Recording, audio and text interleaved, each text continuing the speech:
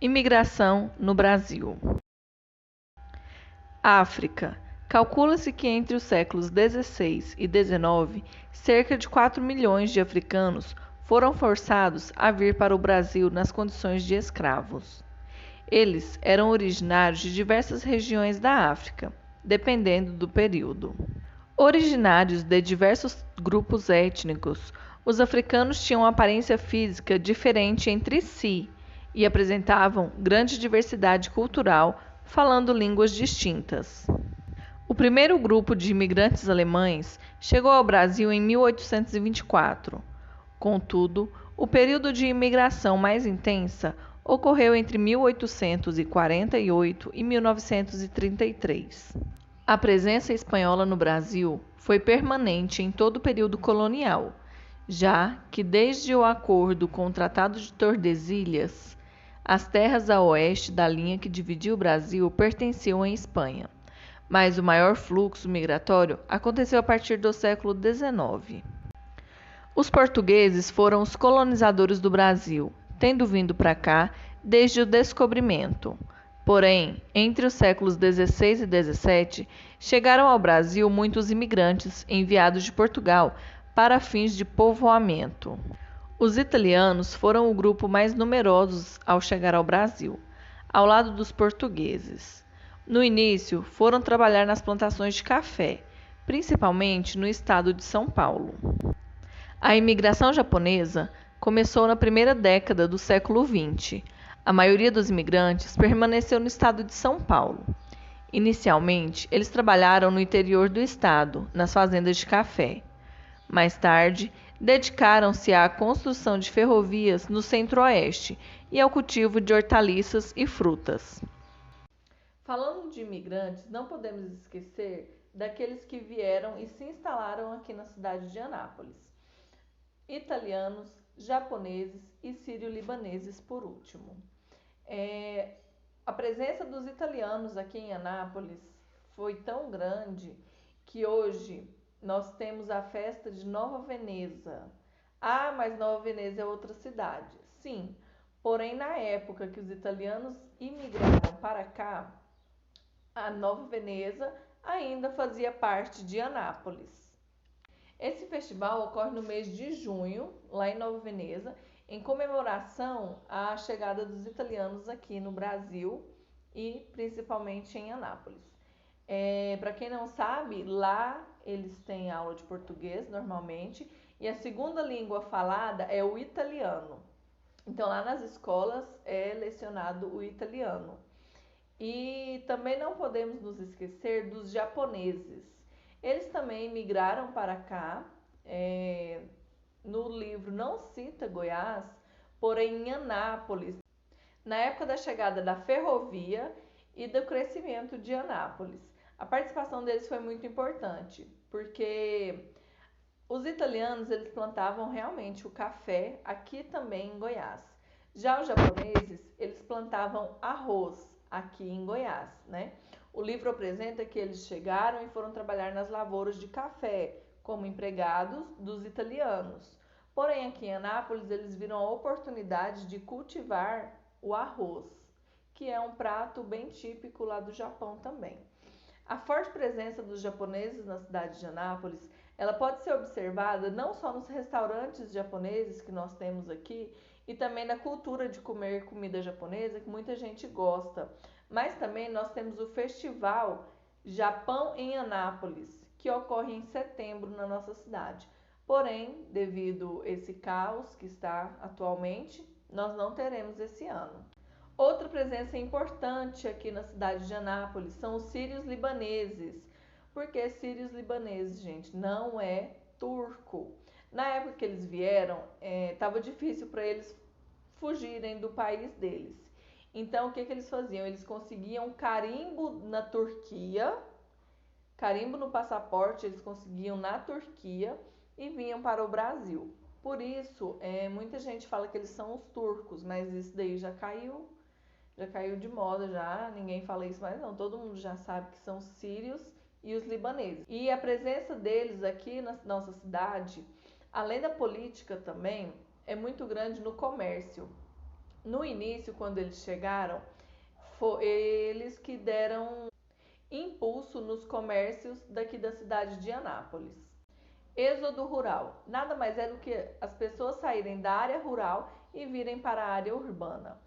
Êxodo, essa palavra vem do inglês exit, significa o quê? Saída. Então, êxodo rural é o quê? A saída da área rural para a área urbana. Essa migração interna acontece em todos os países. A vinda descontrolada dessa população para a cidade pode causar alguns problemas ou traumas, não só para eles, mas também para a própria cidade. Por quê? Às vezes as pessoas vêm sem a qualificação, sem a preparação para o mercado de trabalho que a cidade necessita. Com isso, eles vêm sem moradias e acabam tendo que morar debaixo da ponte. Por quê? Eles estão vivendo de um serviço eventuais, né? Aqueles bicos, os famosos bicos, ou hoje em dia, como nós estamos falando agora, os jobs, né?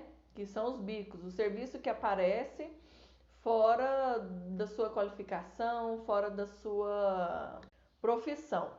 No caso do êxodo rural, eles trabalham com serviços eventuais, certo? Com os serviços que aparecem para eles fazerem. Na maioria das vezes, serviços braçais, de empregados domésticos.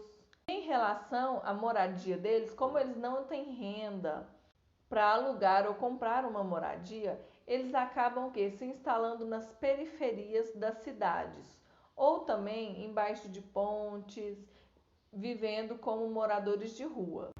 A América e seus povos. Povos conhecidos como pré-colombianos, ou seja, povos que já habitavam aqui antes de Colombo chegar às Américas. Primeiros povos são os maias. Eles habitavam a parte da América do Norte, o México, e a América Central. América Central nós temos quem? Honduras, Guatemala, El Salvador, Belize e por aí vai. Nós temos algumas cidades lá alguns países lá da América Central.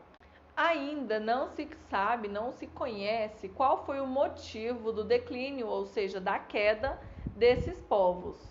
Isso não quer dizer que eles simplesmente sumiram, certo? Quer dizer o quê? Que eles se dispersaram, cada um foi para o seu canto e que a cultura deles influenciou outras regiões do continente. Agora vamos para os povos astecas. Os maias, como vimos, eles puderam ser encontrados ao sul do México, ou seja, na América do Norte, e em toda a parte da América Central. Os astecas, eles somente puderam ser encontrados na América do Norte, mais especificadamente no México, certo? Eles perduraram por 200 anos mais ou menos. Eles eram povos que gostavam de conquistar. A conquista deles de território durou até a chegada dos espanhóis ao México. Agora vamos falar dos incas. Esses habitavam a América do Sul, mais propriamente o Equador, Peru, Chile, Colômbia e Bolívia. A capital deles era Cusco. Para quem já assistiu a nova onda do Imperador, o imperador do filme se chama Cusco. Soy loco por ti, América. Yo voy a traer una mujer playera que su nombre sea Marte. A América e seus povos. Povos conhecidos como pré-colombianos, ou seja, povos que já habitavam aqui antes de Colombo chegar às Américas. Primeiros povos são os maias. Eles habitavam a parte da América do Norte, o México, e a América Central. América Central nós temos quem? Honduras, Guatemala, El Salvador, Belize e por aí vai. Nós temos algumas cidades lá alguns países lá da América Central. Ainda não se sabe, não se conhece qual foi o motivo do declínio, ou seja, da queda desses povos.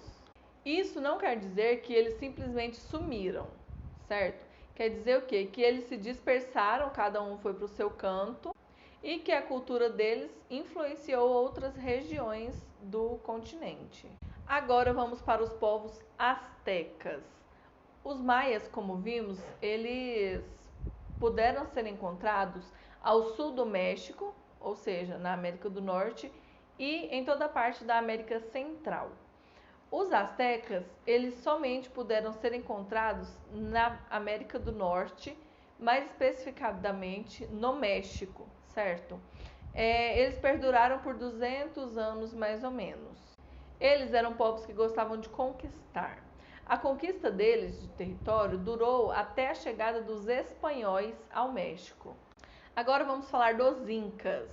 Esses habitavam a América do Sul, mais propriamente o Equador, Peru, Chile, Colômbia e Bolívia. A capital deles era Cusco. Para quem já assistiu a Nova Onda do Imperador, o imperador do filme se chama Cusco. Pode ser que tenha algo a ver. Uma curiosidade bem interessante sobre os incas: eles eram hábeis artesãos em metal e tecelagem com fios coloridos. Conheciam de astronomia e construíram um calendário solar de 12 meses. Também conheciam a matemática e usavam o ábaco e milho para fazer as operações e cálculos. Então é isso, meninos, nossa aula de hoje, História e Geografia. Resolvam as atividades, se tiverem dúvidas, voltem aos textos e leiam, ok? Até mais, tchau, tchau. Não se esqueçam da atividade sobre o folclore, tá bom? Oi meninos, tudo bem com vocês? Então, eu tô mandando esse vídeo para explicar para vocês como que eu vou querer a atividade sobre o folclore, tá ok? É para vocês fazerem como se realmente fosse uma reportagem, tá bom? Então, façam o roteiro de vocês e treinem, porque eu não quero menino lendo. Eu quero que vocês realmente apresentem, tá bom? Mas tem pouco tempo. Não tem pouco tempo, não.